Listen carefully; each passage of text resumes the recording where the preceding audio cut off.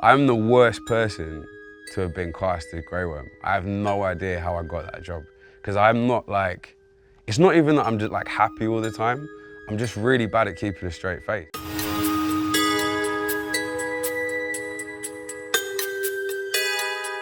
My name is Jacob Anderson, AKA Grey Worm of the Unsullied, AKA Raleigh Ritchie.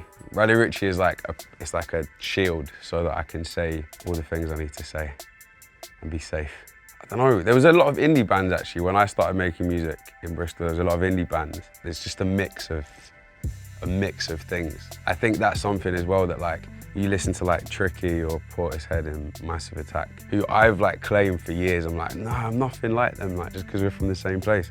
When I first started to like write songs, because I started writing songs in kind of an unconventional way, in that like I would just write in my school exercise books. I could just write how I felt that day, or I'd write like how I was feeling that week. It was just like a venting thing. It was just like getting things out of my brain.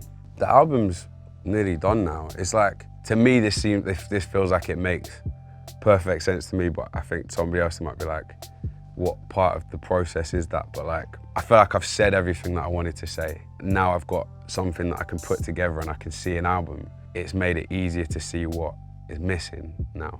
So even just in terms of like when you sequence an album, I'll listen to all the songs like as we're writing it, as I'm doing it, just to see how it all works together. So now I'm at the stage where I'm like, I've got the shape of it. I just need to, this is missing, this thing's missing.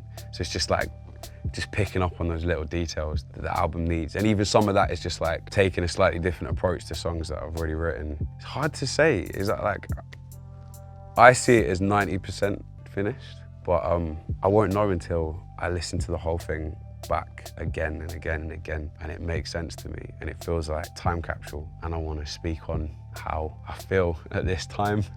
So as long as I've done that, that's when it's finished. This album is like full sad boy. I've had a sad couple of years. Well, no, I haven't at all actually. I've had like an amazing couple of years. I think it's about me being in a place where like I'm starting to address things about myself. The first album was about a transition from being a kid to being an adult.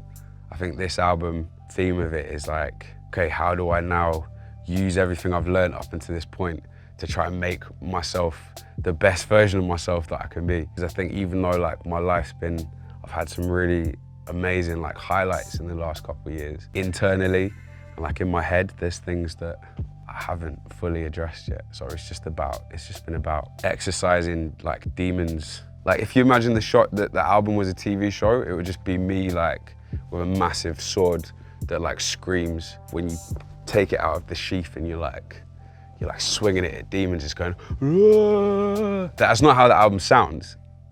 That's just how the album looks to me. It's like me armoring myself up to like, to punch out some demons.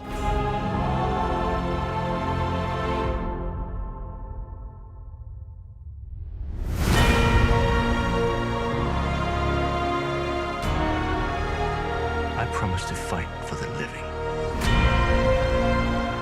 I intend to keep that promise. I'm the worst person to have been cast as Grey Worm. I have no idea how I got that job. Because I'm not like, it's not even that I'm just like happy all the time. I'm just really bad at keeping a straight face. Like if people make me laugh, I'm like, and we have like a funny cast, like Conliffe Hill, who plays Varys, and Peter Dinklage are like massive pranksters. And not even a way, like, just in a way that they will properly eye you up when they're not supposed to, when the camera's on you. And then it will turn around, you'll try to do the same to them and they're just like, can you stop being so unprofessional or whatever. Yeah, I'm not very good at keeping a straight face. And I don't know how I've managed to keep my job for this long.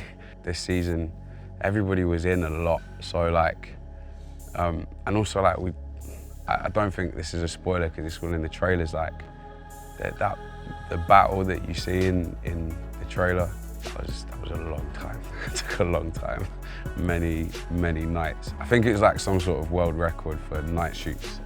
I cried when I took off my armor. I reacted in a way that I really did not expect to react at all on my last day.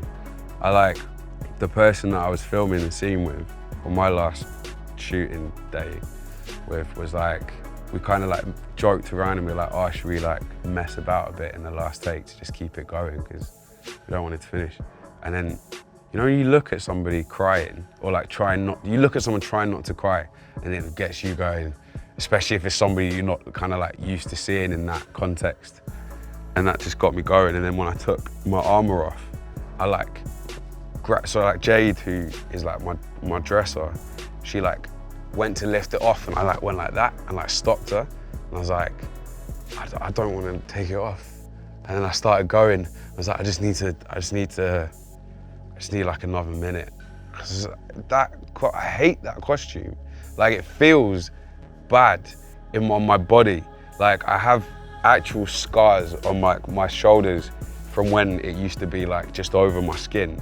Like it's brutal. It's like a brutal piece of leather. I used to get really sweaty and it would create like a waterfall here because there's a bit that goes in. So then you'd move your chest slightly and all this like sweat would just gush down your body. It's gross. So like I have a real love-hate relationship with that armor, but I just didn't want to take it off. I didn't want to let it go. And I really didn't expect to get actually upset. I was fine up until that last, like, I'd say half an hour. Our enemy doesn't tire, doesn't stop, doesn't feel. Gucci Mane. I'm gonna put Gucci Mane with the White Walkers because he's got the ice thing going on. That amazing album cover. 2 Chainz would be, this is not me making a judgment of him as a person, but I'm gonna put him with the Lannisters because he's got that like flashy kind of thing, you know? But he's not like, he seems like a nice guy, so I wouldn't put him into Lannisters for reasons of personality. The Weeknd, I'm gonna put The Weeknd with the Starks because he's got kind of the sad boy thing going on for him, so I think like, I'd say he'd fit in. Him and Jon Snow would have some good late night talks. I think Kendrick would be Team Danny. He'd be with the Targaryens. Jay-Z. Ooh, Jay-Z would probably be old school Lannister. So not like the current Lannister. He's got that like entrepreneurial businessman, like it's business. It's not personal, it's business. Yeah, I'm gonna put Jay-Z, previous generation Lannisters. Kanye's another difficult one. Let's say that Kanye West will probably fit in well. I'm gonna say Danny. I say there's something very like Gemini about Targaryens.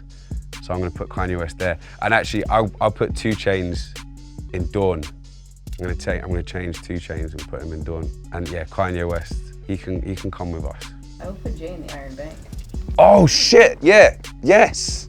Yeah, Jay-Z, Iron Bank. I mean, I didn't say that, so I can't claim it now, but yeah, Jay-Z would be with the Iron Bank, yeah.